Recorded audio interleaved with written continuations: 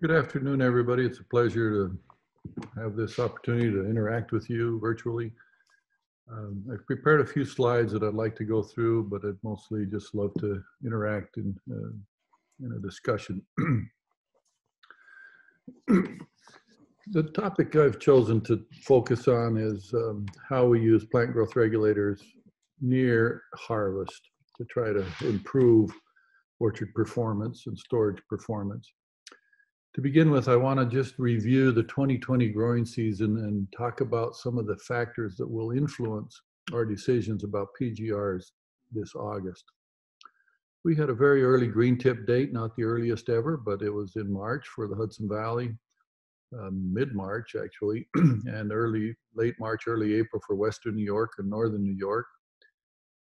Surprising to all of us, we thought we'd have a very early bloom, but there was an extremely long period between green tip and bloom. Craig's calculated in Western New York was 7.5 weeks. Typically, over the many years we've been looking at this, about 20, it's about 4 weeks. So it's the longest I've ever seen. Even though we started early, it resulted in a relatively late bloom date in mid-May for the Hudson Valley and late May in Western New York and Northern New York. Following and during bloom actually, and right after bloom and all through the month of June and early July, we had quite warm temperatures, which gave us significantly greater heat unit accumulation than in other years. Not only did we have heat, but we had sunny conditions. And so the Alan Laxwell calculated the amount of sunlight we received compared to most years, and it's substantially greater sunlight during the month of May and June. Unfortunately, that was accompanied by lack of rainfall, so there was a significant drought that developed in June and early July, and that likely has impacts on fruit size. When we look at August, which is a critical month for determining how PGRs can help us and what's going to happen in terms of color and fruit drop, we're just dependent on forecasts. And they're not that great, but the predicted forecast that I'm looking at and using for the month of August predicts warm temperatures, a lot of days in the 80s, mid-80s, but is certainly in Western New York, no day above 90, and in the Hudson Valley, only one day above 90. So that's a warm August, but not a really hot August that sometimes gives us problems with pre-harvest drop. So the question really is, how will these weather conditions of this very interesting season impact first harvest date, second pre-harvest drop, color development, and fruit quality? Now these are my predictions and they may be wrong and others may have different opinions, but let me go through them. In terms of the impacts of the 2020 growing season on fruit size, the really warm and sunny conditions from mid-May through early July during what we really hope is the cell division period of fruit growth, we should have had really good cell division, which should give us very large fruit size potential. But that period is accompanied by significant drought, which will have reduced fruit size in unirrigated orchards. For orchards that were irrigated through the month of June, we should have fabulous fruit size this year. Now, bitter pit, the dry weather from mid-May to mid-June, we believe reduced calcium uptake. And some data we have on both leaf samples and now fruit peel samples indicate to us that we have relatively low calcium content in the fruit and should result in relatively high bitter pit incidence. And there's several programs going on, one that Dan's leading and one that Dr. Chang is leading to try to assess bitter pit incidence. But one I have the most confidence on one is that Chris is kind of leading on the passive bitter pit assessment, which will launch in Western New York in a week. And if our indications right now hold up, that evaluation should give us quite high bitter pit problems. So that's a factor to consider in this. Now, the warm August, but not too hot, and predicted sunny August should result in a relatively low incidence of chilling injury. Chilling injury really became an issue with Empire, Browning, but many different issues with post-harvest related to chilling. So we would expect that 2020 would be a year of relatively low chilling incidence.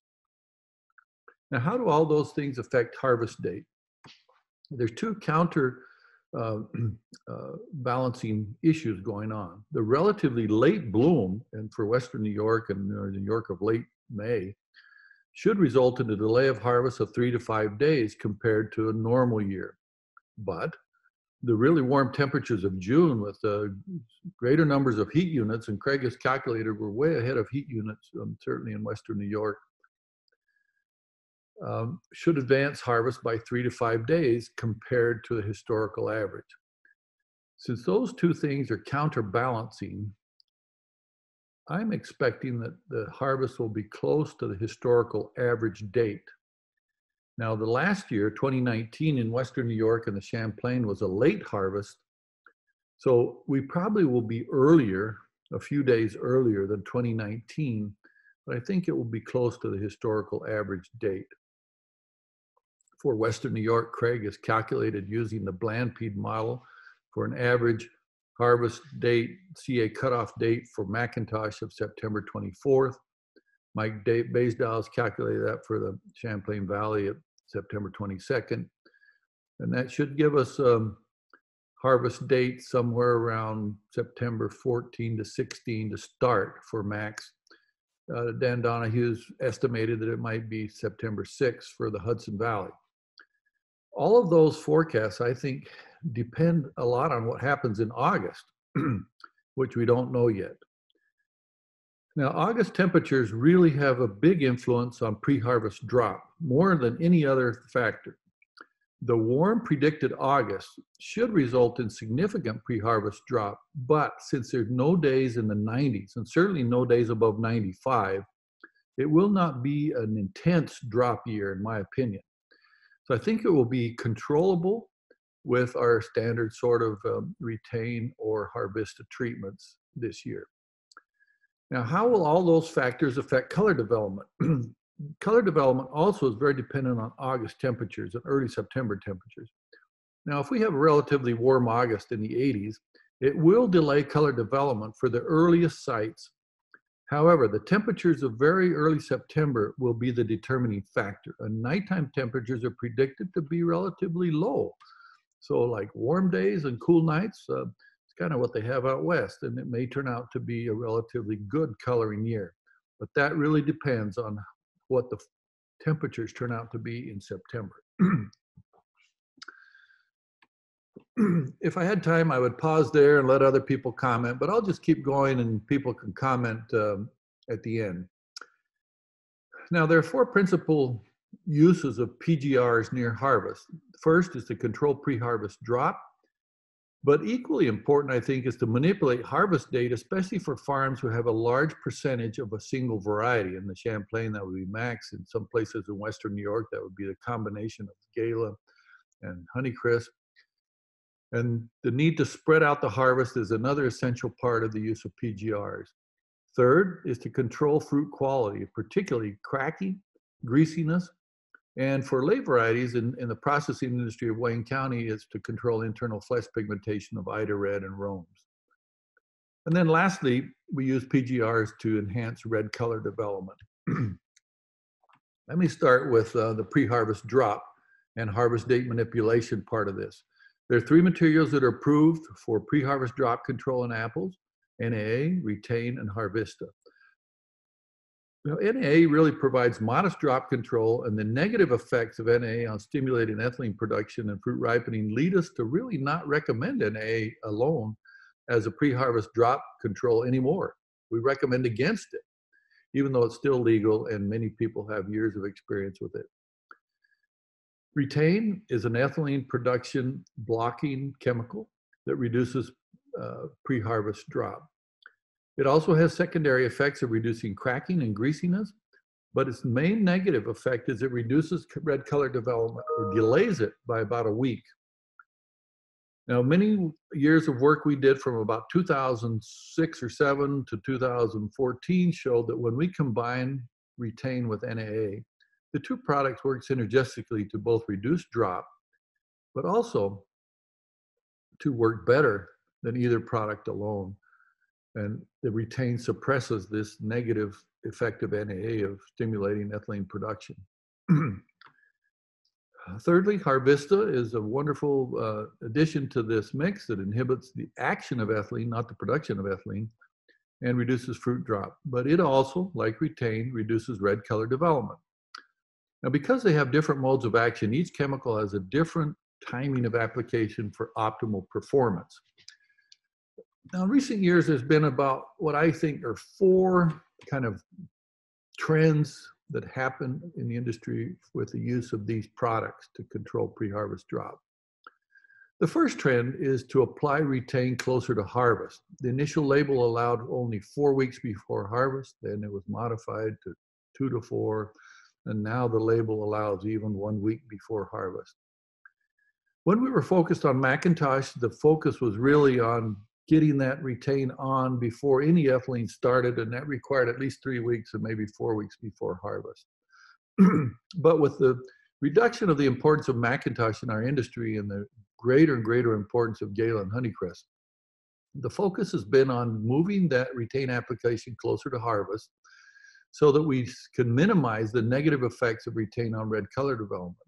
And so often now those applications on those 2 varieties are applied either 2 weeks or 1 week before harvest.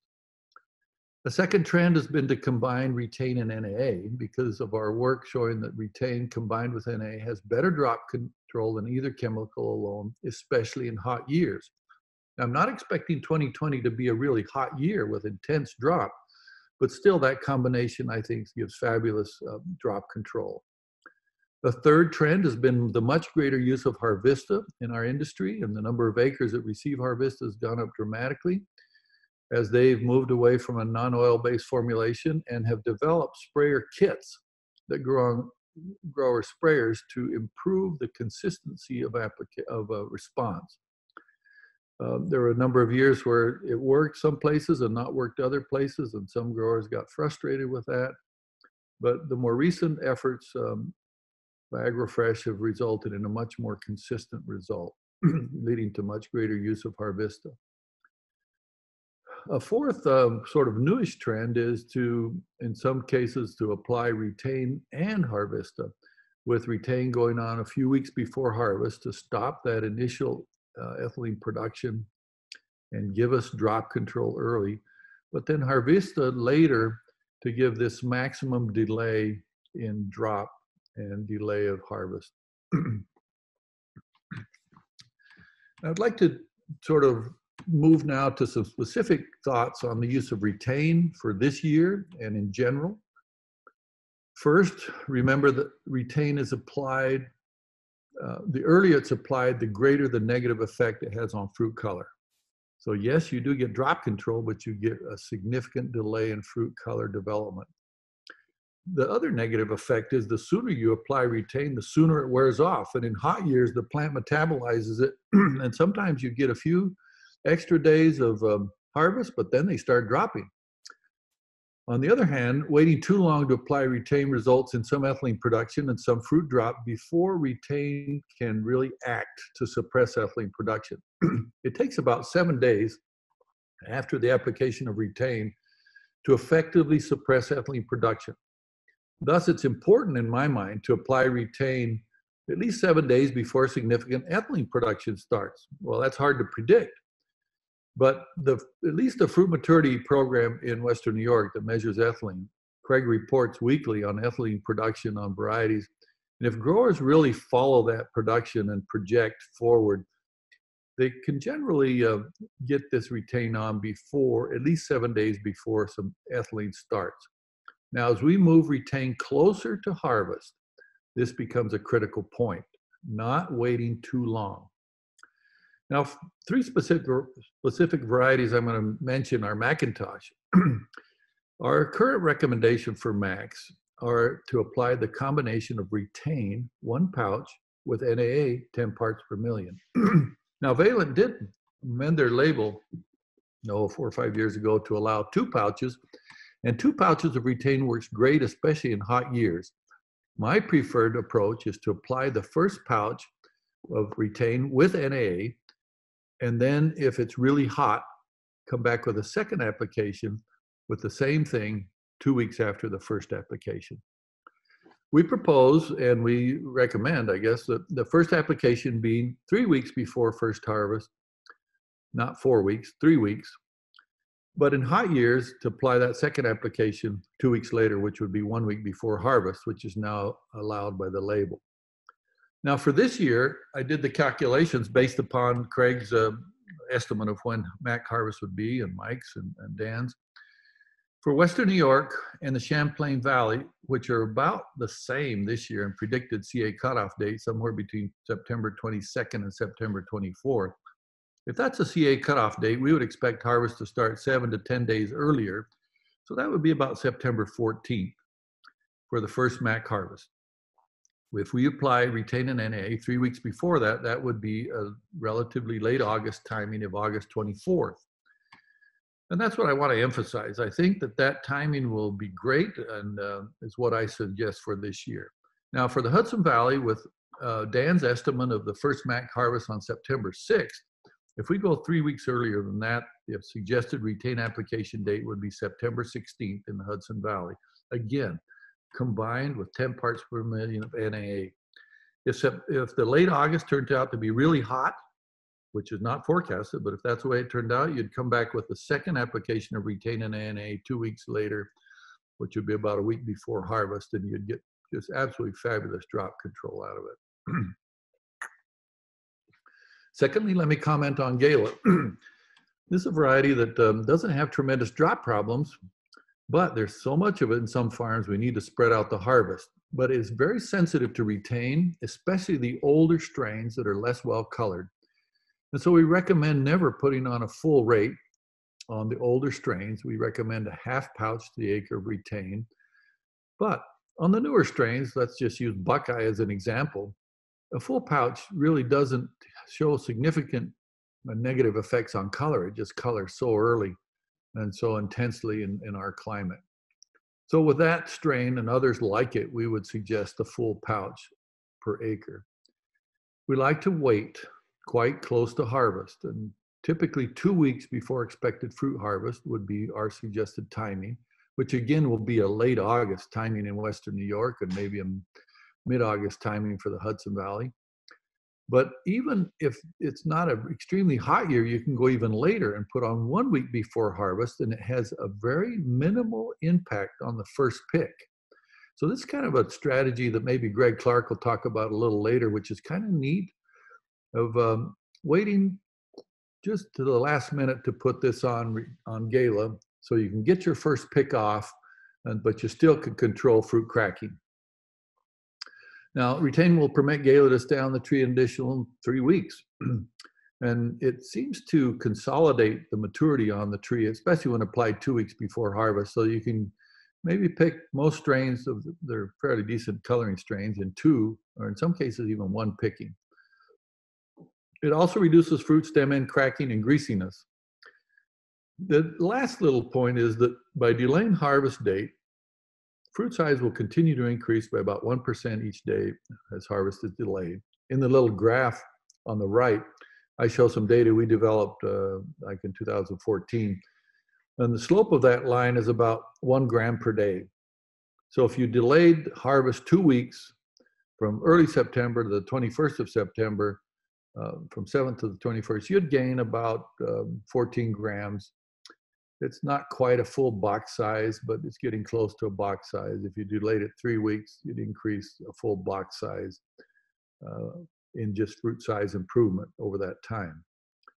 Now, I'll just prompt you, Chris, when you talk, to emphasize that even though you're delaying harvest date, you're not stopping everything going on in that apple as far as maturity.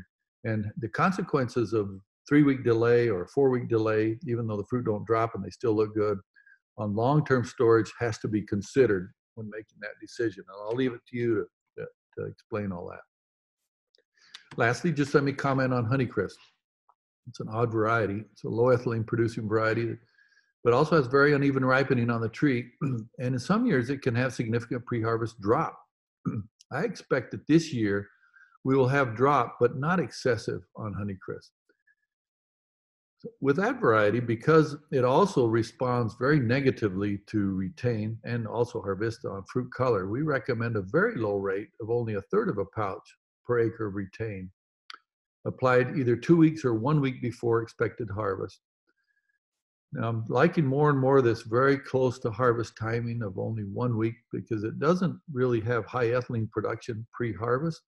And just let most of the color develop and then put a low rate of retain on can help stop the drop problem that might occur in that block. However, I give this caution, retain, and for that matter, Harvesta as well, on Honeycrisp can have very negative consequences on storage potential.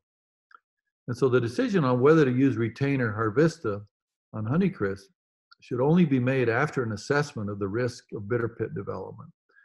And Chris is hopefully going to talk about some of those consequences of using either retain or Harvesta on Honeycrisp when it has potential problems in storage because they exacerbate it. Now, lastly, for retain, let me just comment on the late September and October varieties. With those varieties, because it's cooler, the negative effects of retain on fruit color are much less. And so there we suggest generally just a full pouch of retain per acre, and it will consistently reduce fruit drop and greasiness. For late September and October, early October varieties, which are harvested under cooler conditions, we suggest an application timing of 3 weeks before normal harvest date, which is somewhere around the 10th to the 15th of September. And that doesn't vary a lot year by year, as do the early September varieties. Empire, Delicious, and Jonagold all ripen about the same time, and so to provide flexibility for those 3 varieties, retain can be a tremendously useful tool. Now, both Cortland and Jonagold suffer from greasiness problems as the fruits mature, and retain applied 3 weeks before normal harvest can be a very effective control strategy. Now, lastly, for the processing industry in Western New York that grow substantial amounts of Ida Red and Rome and are the preferred varieties by the processor, they both suffer from internal flesh pigmentation, which we call bleeding, which can cause rejection of the fruit at the processing plant because it gives a pink applesauce, and that turns brown once it's put in a jar and stored, and it's an ugly brown. So they don't want any internal flesh pigmentation. Work that we did a few years ago and work with also Craig and I did showed that that problem can be effectively controlled with basically a half pouch of retain per acre applied in mid-September. I'll end this part of it by just reminding you to always put a silicone surfactant in with retain to get its effect.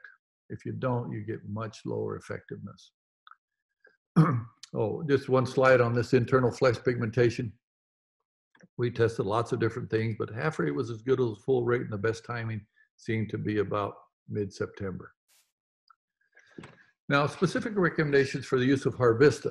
I want to emphasize that Harvesta is a different mode of action. It doesn't stop ethylene production, it stops its action. And as a consequence, it can be applied much later than retain, and often is applied about 1 week before anticipated harvest, but before significant drop occurs. Now, it has a much more rapid action than retain. It acts almost immediately and can prevent fruit drop from continuing even when it's applied close to harvest. It also has a very long-lasting effect and will keep the fruit on the tree for 4+ weeks, which is longer than retain, which is metabolized in about 3 weeks. The challenge is that the active ingredient in Harvesta, which is MCP, is a gas, and so it has to be applied with specialized equipment to get consistent results. And AgroFresh has made tremendous strides in the last few years to get the kinds of equipment on grower sprayers to make sure this is much more consistent. I will emphasize again, although I said it in the retain section, that it also reduces fruit red color development. However, since Harvesta is applied much closer to harvest than retain, often those negative consequences are not quite as dramatic, but still it does have a negative effect. And so it has to be considered when deciding whether to use this product. I'll end with just 2 slides on the other part of this, and that's how to improve red color. Now, we've known for many years that ethyl improves color, applied a week before harvest at 300 parts per million. But if you apply it, 10 days later, all the fruit drop. If you mix NAA with ethyl, you can delay drop about 10 days. We know that AVG, Retain, and MCP Harvesta delay color development, but two products have improved fruit color. One is potassium foliar sprays. Potassium sulfate can improve red color. Our trials in New York have not been that great. We sometimes see a little bit, but we haven't consistently been able to improve fruit red color with potassium foliar sprays. And it might be because we have substantial amounts of ground foliar or ground applied potassium going on many orchards.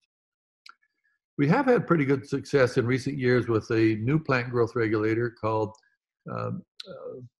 Prohydro Jasmine, PDJ, and the trade name is Blush. It's a jasminate type of hormone. So we found in the first few years of trials, little response with John Gold or with Empire or with Max when applied at 3 weeks and 1 week before harvest. And then we tried it on Honeycrisp and had little response. But in our more recent trials, we've waited a little longer to apply it, and we've combined it with another plant stimulant called Stimplex, which is an algae extract, which has low levels of hormones in it. And the two combined have given us quite significant and noticeable improvement in fruit red color. So this response is best when you wait to apply it on Honeycrisp until there's starting to be some change in the background color from green to yellow. Now that's best assessed using the DA meter. Now the DA meter readings go down as the green color changes and the chlorophyll disappears. It starts about above 1.5, and as the fruit progress in their maturity, it goes down to 1, and then to harvest is somewhere around 0.6 or 0.7. But PDJ or Blush seem to work best when we apply it with a DA reading of about 1.25, which is somewhat less than 3 weeks, but somewhere closer to 2 weeks or two weeks and 1 week before harvest. Just skip the data because I'm over time. Just to show you the picture, this is one of our trials with Honeycrisp, showing the untreated control on the left and the Blush plus Stimplex on the right. We didn't see any negative effects on fruit size or fruit drop, and no effect on fruit quality that we could measure. So those are my thoughts for this year. I hope they're useful, and I'd be happy to entertain any questions, even though I'm probably way over time. So I'll turn it back to you, Mike. All right, thank you, Terence. I do invite everybody to type in their questions if you have anything for Terence. We did have someone email a question, Terence. I'll go ahead and start off with that. So there is a general consensus that the positive effects of Retain are somewhat reduced when applied to drought-stressed trees. Are there any data to suggest the effects on drop control and fruit quality with the use of Harvesta are less negatively impacted under such conditions? Yeah, I think there is less impact of drought on Harvesta's response. For this reason, with Retain, you have to impact the production of ethylene, and the drought stress in and of itself stimulates ethylene production. Whereas Harvesta just blocks ethylene action, even if the fruit is producing ethylene. So we saw this in relation to heat.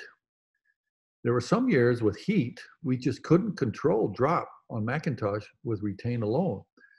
And the work by Yankai Ruan, who looked at genes that are induced, really helped us understand. And I thought about putting that slide that I've used in the past in this presentation, but took it out.